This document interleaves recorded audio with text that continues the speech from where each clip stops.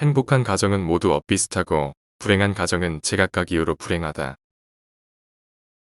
행복한 결혼 생활에서 중요한 것은 서로 얼마나 잘 맞는가 보다 다른 점을 어떻게 극복해 나가는가이다. 좋은 말은 언제나 단순하며 언제나 만인에게 이해되며 그리고 언제나 합리적이다. 작은 변화가 일어날 때 진정한 삶을 살게 된다. 인간은 분수와 같다. 분자는 자신의 실체이며 부모는 자신에 대한 평가이다. 부모가 클수록 분수는 작아진다. 고통은 깨달음을 준다. 고통이 없다면 우리는 성장할 수 없다. 고통과 슬픔을 경험한 후에 우리는 진리 하나를 얻는다. 만약 지금 당신에게 슬픔이 찾아왔다면 기쁘게 맞이하고 마음속으로 공부할 준비를 갖추어라. 그러면 슬픔은 어느새 기쁨으로 바뀌고 고통은 즐거움으로 바뀔 것이다. 모두가 세상을 변화시키려고 생각하지만 정작 스스로 변하겠다고 생각하는 사람은 없다. 모든 전사 중 가장 강한 전사는 이 두 가지, 시간과 인내다. 진리란 금과 같아서 불려서 얻어지는 것이 아니라 금이 아닌 것을 모두 씻어냄으로써 얻어진다. 역사학자들은 아무도 하지 않았던 질문에 대한 답을 계속 구하는 귀가 먼 사람 같다. 이 삶에서 우리가 자만심이 없다면 살아야 할 충분한 이유가 없다. 예술은 손으로 만든 작품이 아니라 예술가가 경험한 감정의 전달이다. 내가 이해하는 모든 것은 내가 사랑하기 때문에 이해한다. 먼저 오는 자가 먼저 먹는다. 자만심과 어리석음은 서로 상관관계가 있다. 욕망은 처음에 문을 열어달라고 간청하다가 어느덧 손님이 되고 곧 마음의 주인이 된다. 진정한 사랑은 말에 있지 않고 행동에 있으며 그런 사랑만이 우리에게 진정한 지혜를 준다.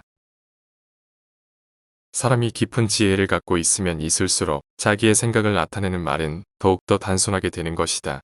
말은 사상의 표현이다. 현명하고자 한다면 현명하게 질문하는 방법을 알아야 하고 주의 깊게 들을 줄 알아야 하며 더 이상 할 말이 없을 때 말을 멈추는 방법을 알아야 한다.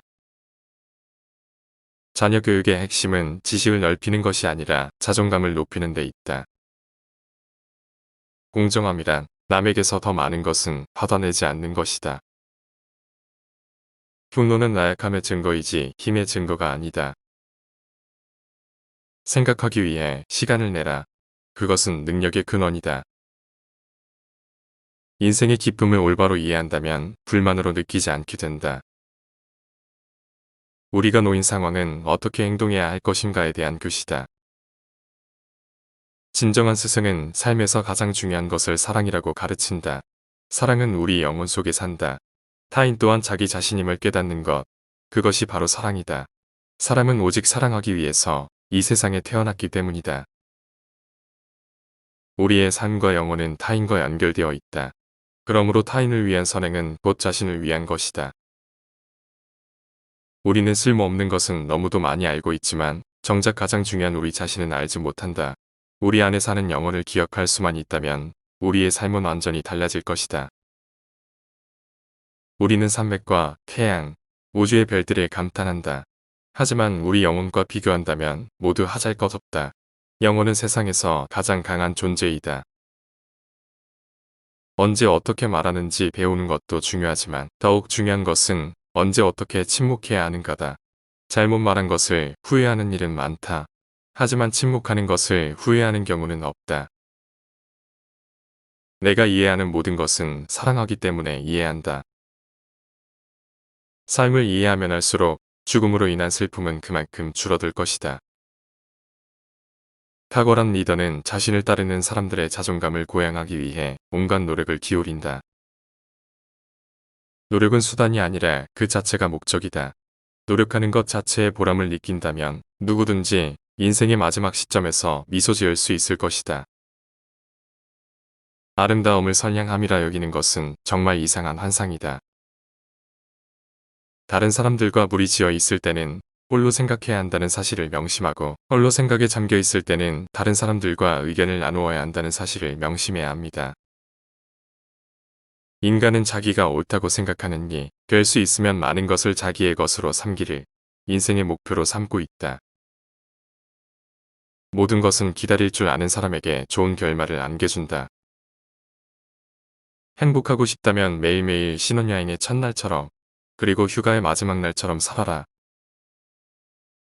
다른 사람에게 자신이 믿고 따르는 가치관과 종교를 믿도록 강요하는 사람이 있는가 하면 자기가 결정하기보다는 다른 사람의 말을 맹목적으로 믿고 그들에게 선택을 맡기는 사람들이 있습니다. 전자의 사람이나 후자의 사람이나 똑같은 잘못을 저지르고 있는 것입니다.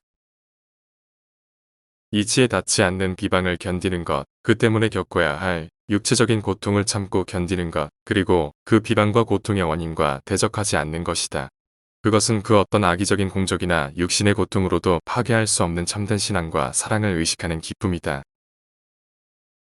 행복한 결혼 생활에서 중요한 것은 서로 얼마나 잘 맞는가보다 다른 점을 어떻게 극복해 나가느냐이다. 겸손하지 못한 사람은 언제나 타인을 비난한다. 그런 사람은 오직 타인의 그릇된 것만을 인정한다. 그럼으로써 그 사람 자신의 욕망과 죄는 점점 더 커지는 것이다. 겸손이란 자신을 죄 많은 인간으로 인정하고 자신이 행한 선한 일을 자신의 덕으로 돌리지 않는 것이다. 공손한 사람보다 힘이 강한 사람은 없다. 공손한 사람은 자기 자신을 떠나서 신과 함께 있기 때문이다. 학문이 있는 사람이란 책을 많이 읽어서 아는 사람이다. 교양이 있는 사람이란 그 시대에 맞는 지식이나 양식을 몸소 행하는 사람이다. 그리고 유덕한 사람이란 자기 인생의 의의를 알고 있는 사람이다. 인생의 유일한 목적은 완전을 향해 나아감에 있다. 우리들 생에 있어서 행복은 1년을 마무리할 때 연초 때의 자신보다 더 나아졌다고 느끼는 것이다. 진실한 것이 더 손쉬운 것이다. 어떠한 일이든 거짓에 의해서 해결하는 것보다는 진실에 의해서 해결하는 편이 항상 보다 직선적이며 보다 신속하게 처리된다. 그리고 남에게 하는 거짓말은 문제를 혼란시키고 해결을 더욱 멀게 할 뿐이다. 그러나 그보다 더욱 나쁜 것은 겉으로는 진실한 체 하면서 자기 자신에게 하는 거짓말이다. 그것은 결국 그 인간의 평생을 망치게 할 것이다. 행위가 인생이 되고 곧 운명이 되는 것입니다. 이것이 바로 우리 인생을 지배하고 다스리는 법칙입니다. 미래에 있어 사랑은 없다. 사랑은 오직 현재에 필요한 것이다. 현재 사랑을 하지 못하는 사람은 사랑이 없는 사람이다. 지난날의 행위가 앞으로의 삶에 많은 부담을 줄 것입니다. 그러나 계속해서 영혼을 살찌우는데 정진하면 삶의 방향을 바꿀 수 있습니다.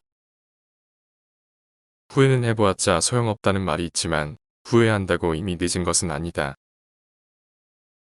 모든 것은 양육에 달려 있습니다.